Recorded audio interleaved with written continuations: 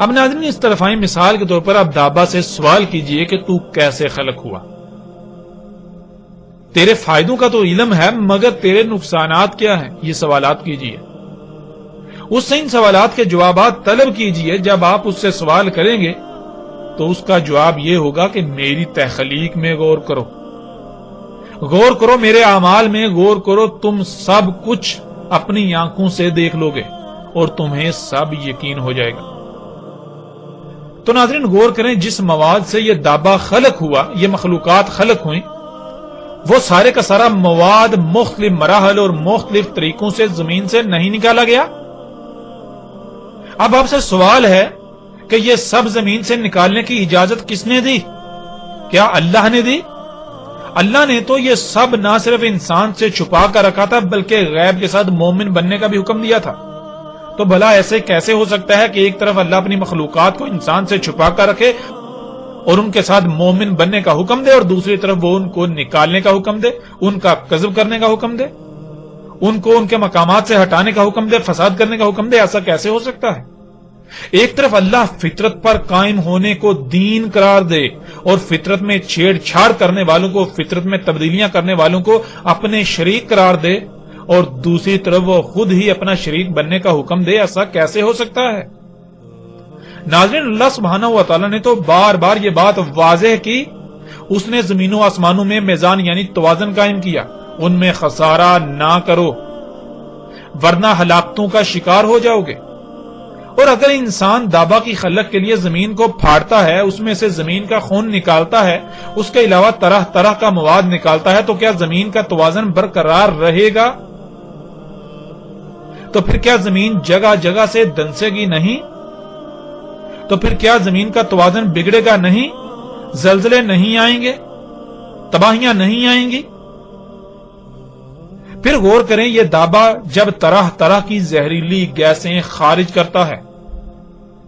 جب یہ دابا خلق کیا جاتا ہے تو ان کارخانوں سے جب زہریلی گیسیں خارج ہوتی ہیں تو اس سے وہی سب نہ ہوا جس کا اللہ نے کہا تھا۔ اور پھر ناظرین غور کریں، یہ دابا جب طرح طرح کی زہریلی گیسیں خارج کرتا ہے،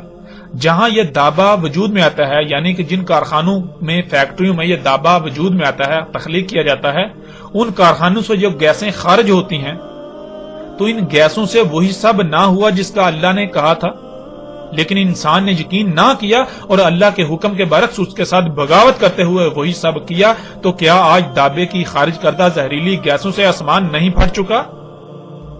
درجہ حرارت دن بدن بڑھتا نہیں جا رہا؟ موسموں کا نظام درہم برہم نہیں ہو چکا؟ انسان ان گیسوں کی وجہ سے طرح طرح کی بیماریوں کا شکار نہیں ہو رہے؟ ہر سال لاکھوں کی تعداد میں لوگ ہلاکتوں کا، اموات کا شکار نہیں ہو رہے؟ طرح طرح کی بیماریوں کا سامنا نہیں کرنا پڑ رہا؟ زمین کا اگانے کا نظام تباہ کن سطح پر متاثر نہیں ہو چکا؟ اور کیا یہ سب کچھ دن بدن بڑھتا نہیں چلا جا رہا؟ ناظرین غور تو کریں، اور کیا ہے دابا کا انسانوں سے اپنے اعمال اور اپنے عوامل کے ذریعے کلام؟ ناظرین غور تو کریں، اور کیا ہے دابا کا انسانوں سے اپنے اعمال اور اپنے عوامل کے ذریعے کلام؟ ذرا غور تو کریں۔ کیا آپ اندھے ہو چکے ہیں؟ کیا آپ اللہ کے قانون میں حیا نہیں ہیں؟ ناظرین اللہ سبحانہ وتعالی قرآن میں بار بار یہی کہتا ہے کہ جو لوگ غور و فکر نہیں کرتے وہ اللہ کے قانون میں اندھے ہیں، وہ اللہ کے قانون میں اموات ہیں، وہ اللہ کے قانون میں قبروں میں ہیں، جو غور و فکر نہیں کرتے۔ اور ظاہر ناظرین ایک شے آپ کی آنکھوں کے سامنے ہے، اس کے باوجود آپ کو نظر نہیں آ رہی، تو ظاہر ہے کون نہیں دے سکتا؟ دیکھ تو وہی نہیں سکتا جو مردہ ہوتا ہے۔ کون نہیں سن سکتا؟ وہی نہیں سن سکتا جو مردہ ہوتا ہے۔ جو حیا ہوتا ہے وہ تو سن سکتا ہے، جو حیا ہوتا ہے وہ دیکھ سکتا ہے۔ مردے نہیں سنتے، مردے نہیں دیکھتے، مردے نہیں سمجھتے، یعنی جو اموات ہوتے ہیں وہ نہیں دیکھتے، وہ نہیں سنتے، وہ نہیں سمجھتے۔ جو حیا ہوتے ہیں، زندہ ہوتے ہیں، وہ دیکھتے ہیں، وہ سنتے ہیں، وہ سمجھتے ہیں۔ ناظرین غور کریں، آپ کا شمار کن میں ہے؟ آپ غور کریں۔ اور پھر یہ بات بھی واضح کرتے چلیں کہ دنیا کی کوئی طاقت اس حق کو غلط ثابت نہیں کر سکتی، اور یہ بھی جان لیں کہ دعوت الارض دجال کے ظہور کے بعد جا کر نکلنا تھا۔ اب آپ خود فیصلہ کریں، جب کہ دابا کو نکلے ہوئے بھی 1 صدی سے زائد عرصہ گزر چکا، تو دجال جو کہ دعوت الارض سے بہت پہلے نکلنا تھا وہ کہاں گیا؟ کیا وہ نکلا ہی نہیں؟ ایسا کیسے ہو سکتا ہے؟ وہ امور بھی ہو چکے جن کا دجال کے بعد ہونا شرط تھا۔ تو اب کوئی یہ کہے کہ دجال ابھی نکلا ہی نہیں تو اسے چاہیے کہ اپنے اندھے پن کا علاج کروائے۔ وہ اللہ کے قانون میں اموات ہے، موت ہے، قبر میں ہے، وہ اندھا ہے۔ اگر اسے ہماری بات ناگوار گزرتی ہے، اسے تکلیف ہوتی ہے، تو اس سے ہمیں کوئی فرق نہیں پڑتا، حق یہی ہے۔ اگر تم سچے ہو تو حق کی تردید کر کے دکھاؤ، حق کو غلط ثابت کر کے دکھاؤ۔ ناظرین، حق بالکل واضح ہے۔ تو ناظرین، جب دابا دجال کے خروج کے بعد نکلنا تھا تو غور کریں، جب دابا نکل چکا تو دجال کہاں گیا؟ آج پوری دنیا میں دابا دندناتا پھر رہا ہے اور یہ لوگ آج بھی دجال کے انتظار میں ہیں۔ ایسا کیسے ہو سکتا ہے کہ جو امور دجال کے بعد رونما ہونے تھے وہ بھی ہو چکے اور دجال ابھی تک آیا ہی نہیں؟ ایسا کیسے ہو سکتا ہے؟ اور ویسے بھی دجال تو مومنوں پر واضح ہونا تھا، نہ کہ مشرکوں پر، نہ کہ ان لوگوں پر جو اپنی خواہشات کو اپنا الہ بنائے ہوئے ہوں گے، جو اپنے آباء و اجداد کو اپنا الہ بنائے ہوئے ہوں گے۔ اس لیے حق ہر لحاظ سے کھلنے کے بعد بھی انکار کرنے والوں، ان قریب تمہیں اپنی آنکھوں سے وہ دیکھنا ہوگا، وہ دیکھو گے کہ تمہارے پاس سوائے پچھتاوے کے کچھ نہیں رہے گا، تمہاری آنکھیں پھٹی کی پھٹی رہ جائیں گی۔ لہذا انتظار کرو، یہ انتظار لمبا نہیں ہے، ان قریب تم اپنی آنکھوں سے دیکھو گے، ان قریب۔ اس وقت تم چیخو گے، چلاؤ گے کہ ہاں ہم مانتے ہیں، ہاں ہم مانتے ہیں، لیکن اس وقت تمہارا ماننا بالکل فرعون کے ماننے کے مثل ہوگا، وہ تمہیں کچھ نفع نہ دے گا۔ ناظرین، یہاں قادیانیوں کو بھی حق کی طرف دعوت دی جاتی ہے کہ وہ حق کو پہچانے، اور مرزا غلام احمد قادیانی کی حقیقت بھی ان کے سامنے ہے کہ غلام احمد قادیانی نے کسے دعوت الارض کہا۔ غلام احمد قادیانی نے ایک موقع پر مسلمانوں کے علماء کو دعوت الارض قرار دیا، تو دوسرے موقع پر اس نے جسے دعوت الارض قرار دیا اس حوالے سے اس کے الفاظ جو ہیں وہ ہم آپ کے سامنے رکھتے ہیں۔ ناظرین، اس وقت سکرین پر آپ کو جو ویب سائٹ نظر آ رہی ہے، یہ ویب سائٹ ان کی ہے جنہیں عام طور پر قادیانی، احمدی یا مرزائی کہا جاتا ہے، لیکن وہ لوگ خود کو جماعت احمدیہ کا نام دیتے ہیں، اور وہ مرزا غلام احمد قادیانی کو مسیح موعود یعنی وہی مسیح قرار دیتے ہیں جس کے بھیجے جانے کا اللہ کی طرف سے وعدہ تھا، جیسا کہ عام طور پر عیسیٰ علیہ السلام کی دوبارہ آمد کا عقیدہ پایا جاتا ہے۔ یعنی قادیانی کہیں یا احمدی، ان کے نزدیک مہدی ہو، عیسیٰ ہو، مثل عیسیٰ ہو، وہ غلام احمد قادیانی تھا۔ اور ناظرین، یہ بھی ذہن میں رہے کہ یہ ویب سائٹ جماعت احمدیہ کی سرکاری رسمی یعنی آفیشیل ویب سائٹ ہے۔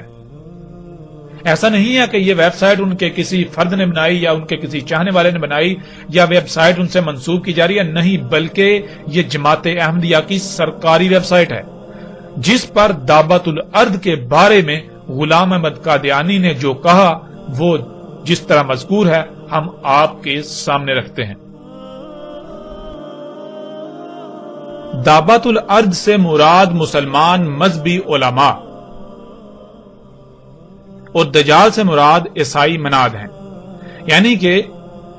غلام احمد قادیانی نے کہا کہ دعوت الارض سے مراد مسلمان مذہبی علماء ہیں، اور دجال کون ہے؟ دجال عیسائیوں کے جو علماء ہیں وہ ہیں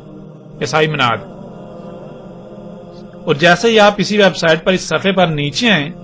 تو دیکھیں نیچے دعوت الارض کے بارے میں اسی ویب سائٹ کے اوپر کیا درج ہے۔ اوپر موضوع لکھا ہوا ہے دعوت الارض، اور نیچے لکھا ہوا ہے دعوت الارض یعنی زمین کے کیڑے کے بارے میں حضرت صلی اللہ علیہ وآلہ وسلم کی پیشگوئی کے جو معنی اس کی سچائی کو ثابت کر سکتے تھے حضرت مسیح موعود نے وہی معنی کیے ہیں، یعنی غلام احمد قادیانی نے وہی معنی کیے ہیں۔ چنانچہ آپ نے جہاں اس کے تعبیری معنی یہ کیے ہیں، اس سے مراد زمینی علوم سے آراستہ مگر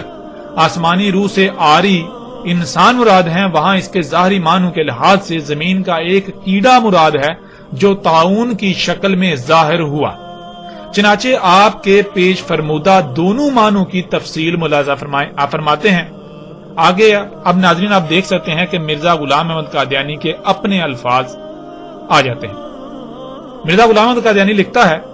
دابۃ الارض سے مراد کوئی لا یعقل جانور نہیں بلکہ بقول حضرت علی رضی اللہ تعالیٰ عنہ آدمی کا نام ہی دابۃ الارض ہے۔ نوٹ، آثار القیامہ میں لکھا ہے کہ حضرت علی کرم اللہ وجہہ سے پوچھا گیا کہ لوگ گمان کرتے ہیں کہ دابۃ الارض آپ ہی ہیں، اور آپ نے جواب دیا کہ دابۃ الارض میں سے تو کچھ چار پایوں اور کچھ پرندوں کی بھی مشابہت ہوگی، مجھ میں وہ کہاں ہے؟ اور یہ بھی لکھا ہے کہ دابۃ الارض اسم جنس ہے جس سے ایک طائفہ مراد ہے منہ، اور اس جگہ لفظ دابۃ الارض سے ایک ایسا طائفہ انسانوں کا مراد ہے جو آسمانی روح اپنے اندر نہیں رکھتے لیکن زمینی علوم و فنون کے ذریعے سے منکرین اسلام کو لاجواب کرتے ہیں، اور اپنے علم کلام اور طریقے مناظرہ تائید دین کی راہ میں خرچ کر کے بجان و دل خدمت شریعت غرا بجا لاتے ہیں۔ سو وہ چونکہ در حقیقت زمینی ہیں، آسمانی نہیں، اور آسمانی روح کامل طور پر اپنے اندر نہیں رکھتے، اس لیے دابۃ الارض کہلاتے ہیں، اور چونکہ کامل تزکیہ نہیں رکھتے اور نہ کامل وفاداری، اس لیے چہرہ ان کا انسانوں کا ہے مگر بعض اعضاء ان کے بعض دوسرے حیوانات سے مشابہ ہے۔ ناظرین آپ یہاں تک دیکھ سکتے ہیں کہ یہاں بالکل واضح الفاظ میں غلام احمد قادیانی جو مسلمانوں کے مذہبی علماء ہیں ان کو دابۃ الارض کہہ رہا ہے۔ پھر آگے کیا لکھتا ہے؟ آگے یہ لکھتا ہے، اسی طرف اللہ جل شانہ اشارہ فرماتا ہے، یعنی جب ایسے دن آئیں گے جو کفار پر عذاب نازل ہو اور ان کا وقت مقرر قریب آ جائے گا تو ہم ایک گروہ دابۃ الارض کا زمین سے نکالیں گے، وہ گروہ متکلمین کا ہوگا جو اسلام کی حمایت میں تمام ادیان باطلہ پر حملہ کرے گا، یعنی وہ علماء ظاہر ہوں گے جن کو علم کلام اور فلسفہ میں ید طولی ہوگا، وہ جا بجا اسلام کی حمایت میں کھڑے ہو جائیں گے اور اسلام کی سچائیوں کو استدلالی طور پر مشارق و مغارب میں پھیلائیں گے، اور اس جگہ اخرجنا کا لفظ اس وجہ سے اختیار کیا کہ آخری زمانہ میں ان کا خروج ہوگا نا حدوث یعنی تخمی طور پر یا کم مقدار کے طور پر، تو پہلے ہی سے تھوڑے بہت ہر یک زمانہ میں وہ پائے جائیں گے، لیکن آخری زمانہ میں بکثرت اور نیز اپنے کمال لائق کے ساتھ پیدا ہوں گے، اور حمایت اسلام میں جا بجا واعظین کے منصب پر کھڑے ہو جائیں گے اور شمار میں بہت بڑھ جائیں گے۔ اور آگے ناظرین اس کا حوالہ بھی لکھا ہوا ہے، ازالہ اوہام روحانی خزائن جلد نمبر 3 صفحہ 369 اور 370۔ دعوت الارض کے دوسرے معنوں کی تفصیل بیان کرتے ہوئے حضرت مسیح موعود یعنی کہ مرزا غلام احمد قادیانی نے فرمایا، بالآخر میں ایک اور رویا لکھتا ہوں جو طاعون کی نسبت مجھے ہوئی، اور وہ یہ کہ میں نے ایک جانور دیکھا جس کا قد ہاتھی کے قد کے برابر تھا مگر منہ آدمی کے منہ سے ملتا تھا، اور بعض اعضاء دوسرے جانوروں سے مشابہ تھے، اور میں نے دیکھا کہ وہ یوں ہی قدرت کے ہاتھ سے پیدا ہو گیا، اور میں ایک ایسی جگہ پر بیٹھا ہوں جہاں چاروں طرف بن ہیں جن میں بیل، گدے، گھوڑے، کتے، سور، بھیڑیے، اونٹ وغیرہ ایک قسم کے موجود ہیں، اور میرے دل میں ڈالا گیا ہے کہ یہ سب انسان ہیں جو بد عملوں سے ان صورتوں میں ہیں، اور پھر میں نے دیکھا کہ وہ ہاتھی کی زحامت کا جانور جو مختلف شکلوں کا مجموعہ ہے جو محض قدرت سے زمین میں پیدا ہو گیا ہے، وہ میرے پاس آ بیٹھا، اور کتب کی طرف اس کا منہ ہے، خاموش صورت ہے، آنکھوں میں بہت حیا ہے، اور بار بار چند منٹ کے بعد ان بنوں میں سے کسی بن کی طرف دوڑتا ہے، اور جب بن میں داخل ہوتا ہے تو اس کے داخل ہونے کے ساتھ ہی شور قیامت اٹھتا ہے، اور ان جانوروں کو کھانا شروع کرتا ہے اور ہڈیوں کے چابنے کی آواز آتی ہے۔ تب وہ فراغت کر کے پھر میرے پاس آ بیٹھتا ہے اور شاید 10 منٹ کے قریب بیٹھا رہتا ہے اور پھر دوسرے بن کی طرف جاتا ہے اور وہی صورت پیش آتی ہے جو پہلے پیش آئی تھی اور پھر میرے پاس آ بیٹھتا ہے۔ آنکھیں اس کی بہت لمبی ہیں اور میں اس کو ہر ایک دفعہ جو میرے پاس آتا ہے خوب نظر لگا کر دیکھتا ہوں اور وہ اپنے چہرے کے انداز سے مجھے یہ بتلاتا ہے کہ میرا اس میں کیا قصور ہے۔ میں معمور ہوں اور نہایت شریف اور پرہیزگار جانور معلوم ہوتا ہے اور کچھ اپنی طرف سے نہیں کرتا بلکہ وہی کرتا ہے جو اس کو حکم ہوتا ہے۔ تب میرے دل میں ڈالا گیا کہ یہی طاعون ہے اور یہی وہ دابۃ الارض ہے جس کی نسبت قرآن شریف میں وعدہ تھا کہ آخری زمانے میں ہم اس کو نکالیں گے اور وہ لوگوں کو اس لیے کاٹے گا کہ وہ ہمارے نشانوں پر ایمان نہیں لاتے تھے، جیسا کہ اللہ تعالیٰ فرماتا ہے۔ پھر آگے وہی آیت ہے، اور جب مسیح موعود کے بھیجنے سے خدا کی حجت ان پر پوری ہو جائے گی تو ہم زمین میں سے ایک جانور نکال کھڑا کریں گے، وہ لوگوں کو کاٹے گا اور زخمی کرے گا، اس لیے کہ لوگ خدا کی نشانوں پر ایمان نہیں لائے تھے۔ اور پھر آگے فرمایا ہے ترجمہ، اس دن ہم ہر ایک امت میں سے اس گروہ کو جمع کریں گے جو ہمارے نشانوں کو جھٹلاتے تھے اور ان کو ہم جدا جدا جماعتیں بنا دیں گے، یہاں تک کہ جب وہ عدالت میں حاضر کیے جائیں گے تو خدا عز و جل ان کو کہے گا کہ کیا تم نے میرے نشانوں کی بغیر تحقیق کے تکذیب کی؟ یہ تم نے کیا کیا؟ اور ان پر بوجہ ان کے ظالم ہونے کے حجت پوری ہو جائے گی اور وہ بول نہ سکیں گے۔ اب خلاصہ کلام یہ ہے کہ یہی دابۃ الارض ہے جو ان آیات میں مذکور ہے، جس کا مسیح موعود کے زمانہ میں ظاہر ہونا ابتدا سے مقرر ہے۔ یہی وہ مختلف صورتوں کا جانور ہے جو مجھے عالم کشف نظر آیا اور دل میں ڈالا گیا کہ یہ طاعون کا کیڑا ہے، اور خدا تعالیٰ نے اس کا نام دابۃ الارض رکھا کیونکہ زمین کے کیڑوں میں سے ہی یہ بیماری پیدا ہوتی ہے، اسی لیے پہلے چوہوں پر اس کا اثر ہوتا ہے اور مختلف صورتوں میں ظاہر ہوتی ہے، اور جیسا کہ انسان کو ایسا ہی ہر ایک جانور کو یہ بیماری ہو سکتی ہے، اسی لیے کشفی عالم میں اس کی مختلف شکلیں نظر آئیں اور اس بیان پر کہ دابۃ الارض در حقیقت مادہ طاعون کا نام ہے جس سے طاعون پیدا ہوتی ہے، مفصلہ ذیل قرائن اور دلائل ہیں۔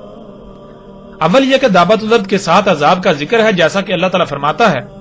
یعنی جب ان پر آسمانی نشانوں اور عقلی دلائل کے ساتھ حجت پوری ہو جائے گی تب دابۃ الارض زمین سے نکالا جائے گا۔ اب ظاہر ہے کہ دابۃ الارض عذاب کے موقع پر زمین سے نکالا جائے گا، نہ یہ کہ یوں ہی بیہودہ طور پر ظاہر ہوگا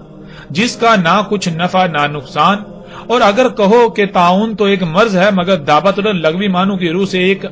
کیڑا ہونا چاہیے جو زمین میں سے نکلے، اس کا جواب یہ ہے کہ حال کی تحقیقات سے یہی ثابت ہوا ہے کہ طاعون کو پیدا کرنے والا وہی ایک کیڑا ہے جو زمین میں سے نکلتا ہے، بلکہ ٹیکا لگانے کے لیے وہی کیڑے جمع کیے جاتے ہیں اور ان کا عرق نکالا جاتا ہے، اور خود بین سے ثابت ہوتا ہے کہ ان کی شکل یوں ہے، یعنی باشکل دو نقطہ،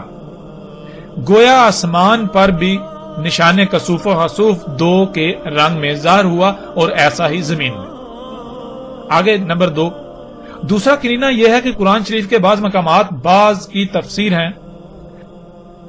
اور ہم دیکھتے ہیں کہ قرآن شریف میں جہاں کہیں یہ لفظ مرکب آیا ہے اس سے مراد کیڑا لیا گیا ہے، مثلاً یہ آیت فلما قضینا، یعنی ہم نے سلیمان پر جب موت کا حکم جاری کیا تو جنات کو کسی نے ان کے مرنے کا پتہ نہ دیا مگر گن کے کیڑے نے کہ جو سلیمان کے عصا کو کھاتا تھا۔ اب دیکھو اس جگہ بھی ایک کیڑے کا نام دابۃ الارض رکھا گیا، بس اس سے زیادہ دابۃ الارض کے اصلی معنوں کی دریافت کے لیے اور کیا شہادت ہوگی کہ خود قرآن شریف نے اپنے دوسرے مقام میں دابۃ الارض کے معنی کیڑا کیا ہے، سو قرآن کے برخلاف اس کے معنی کرنا بھی تحریف اور الہاد اور دجل ہے۔ نمبر 3، تیسرا کرینہ یہ ہے کہ آیت میں صریح معلوم ہوتا ہے کہ خدا کے نشانوں کی تکذیب کے وقت میں کوئی امام الوقت موجود ہونا چاہیے، کیونکہ واقع القول علیہم کا فکرہ یہی ہے کہ اتمام حجت کے بعد یہ عذاب ہو، اور یہ تو متفق علیہ عقیدہ ہے کہ خروج دابۃ الارض آخری زمانہ میں ہوگا جبکہ مسیح موعود ظاہر ہوگا تاکہ خدا کی حجت دنیا پر پوری کرے۔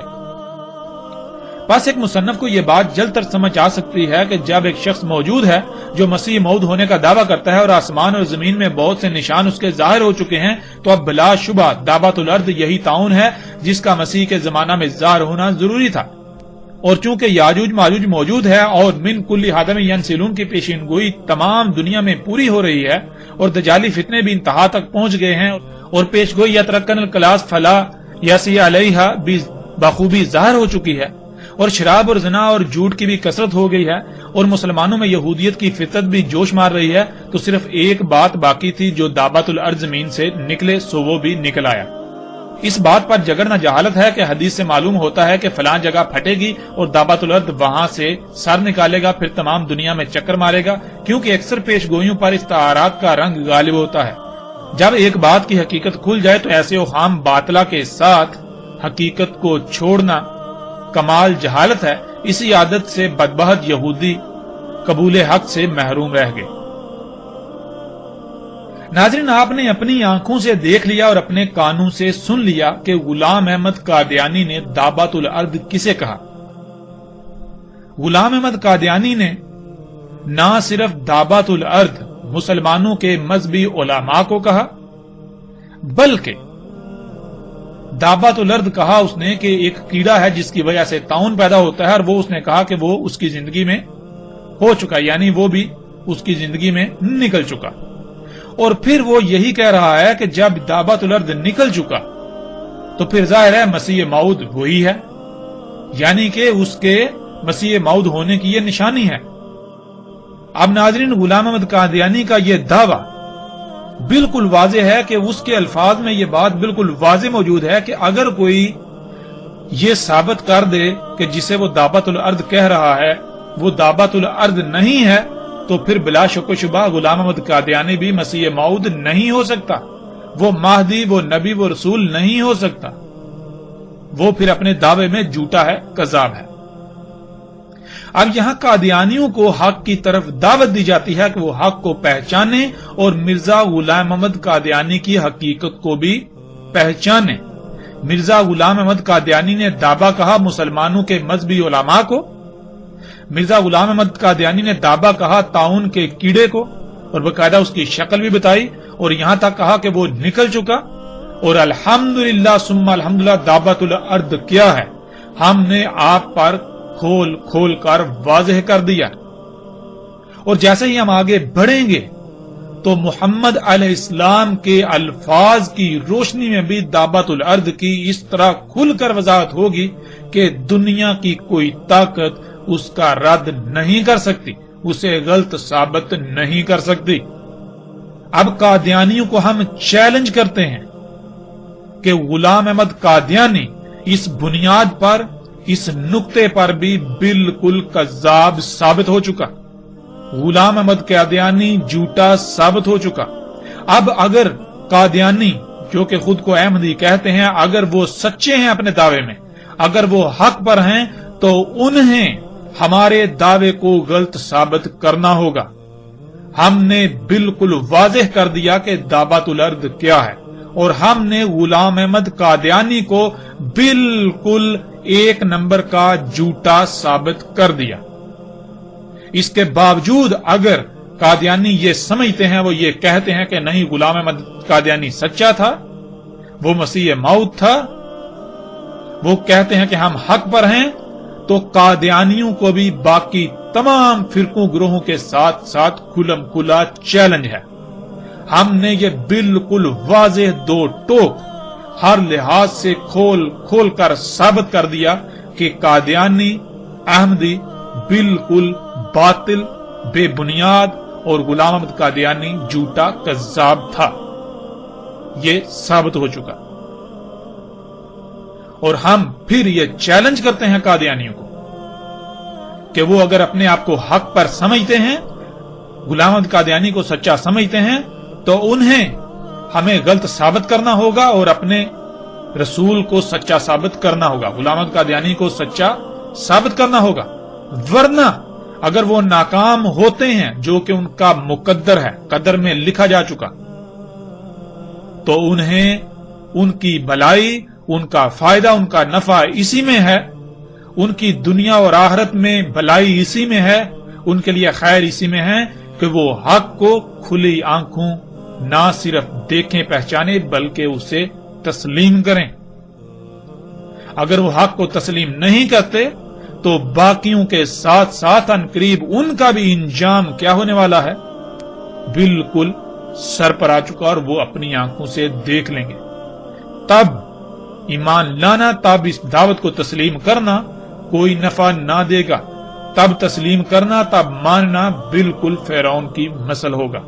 جب آنکھیں پھٹی کی پھٹی رہ جائیں گی۔ الحمدللہ ناظرین، اب تک ہم نے قرآن سے نہ صرف دابت الارض کو کھول کھول کر رکھ دیا، بلکہ اس کا کلام کرنا کیا ہے اسے بھی کھول کھول کر رکھ دیا، اور احمدیوں کو، قادیانیوں کی ہم نے بنیاد ہی اکھاڑ کر رکھ دی۔ دین قادیان کی، جماعت احمدیہ کی،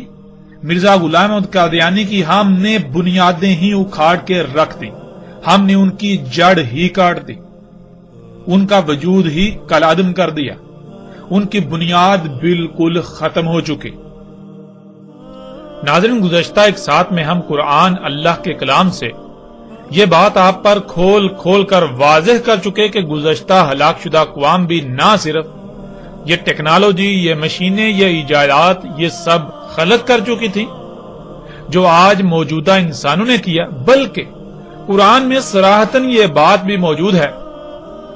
کہ موجودہ قوم یعنی زمین پر آباد موجودہ انسان ان قوموں کے 10% کو بھی نہیں پہنچ سکتے، یعنی وہ قومیں ان سب میں 90% بڑھ کر تھیں۔ ناظرین، جب ایسا ہے تو ظاہر ہے ان قوموں میں بھی اس دابا کا یعنی دابت الارض کا نکلنا ناگزیر تھا، یعنی ان میں بھی یہ دابا ضرور نکلنا چاہیے تھا جو کہ نکلا ہوگا۔ تو اس کا جواب بالکل واضح ہے کہ بالکل ان قوموں میں بھی دابت الارض نکلا تھا، جس کا ذکر اللہ سبحانہ وتعالی نے قرآن میں صراحت کے ساتھ کر دیا، جیسا کہ آپ سکرین پر آیات کو دیکھ رہے ہیں۔ ناظرین، سکرین پر آپ کو سورہ فصلت آیت 25 اور سورہ الاحقاف کی آیت نمبر 18 نظر آ رہی ہے۔ ان دونوں آیات میں اللہ سبحانہ وتعالی نے کہا کہ پہلی امم پر بھی قول حق ہو چکا، یعنی وہ قومیں جو ہلاک ہوئیں، قوم نوح، قوم عاد، قوم سمود، قوم لوط، قوم شعیب یعنی جنہیں اصحاب مدین بھی کہا جاتا ہے، اور آل فرعون، ان پر قول حق ہو چکا، یعنی ان پر بھی قول واقع ہو چکا۔ ناظرین، ایک ہے قول کا واقع ہونا اور ایک ہے قول کا حق ہونا۔ یہ جان لیں کہ قول کا حق ہونا قول کے واقع ہونے کے بعد اختتام پذیر ہونے کو یعنی اختتام پذیر ہو جانے کو کہتے ہیں، یعنی کہ ماضی کا قصہ بن جانا۔ قول کا واقع ہو کر ماضی کا قصہ بن جانا اسے کہتے ہیں قول کا حق ہونا، یا ایسا طے شدہ ہو جانا۔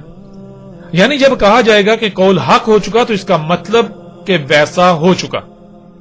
اور جب کہا جائے گا کہ قول واقع تو اس کا مطلب کہ ہونا ہے یا ہوگا، یعنی حق ہونا واقع ہونے کے بعد آتا ہے۔ اب یہ جان لیں کہ جب اللہ نے قدر میں کر دیا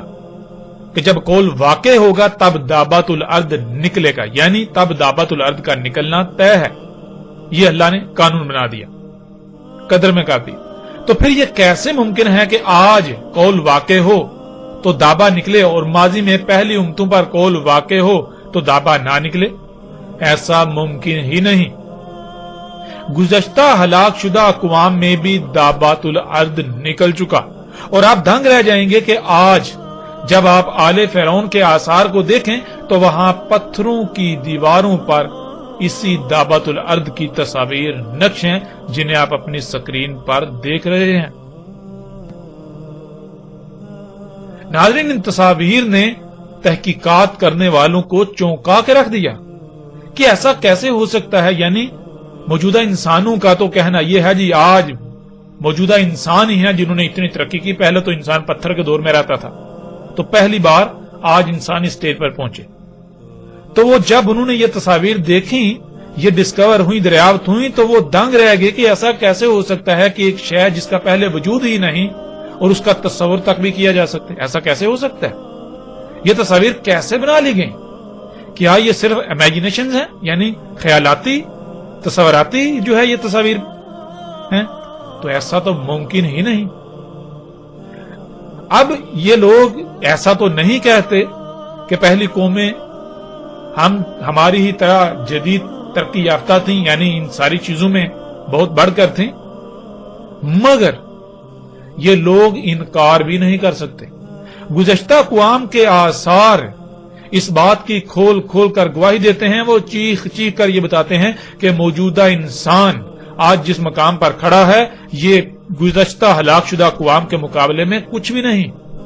گزشتہ ہلاک شدہ اقوام بہت بڑھ کر تھیں، اور اللہ سبحانہ و تعالی نے اس کا قرآن میں بار بار ذکر کیا، بار بار ذکر کیا۔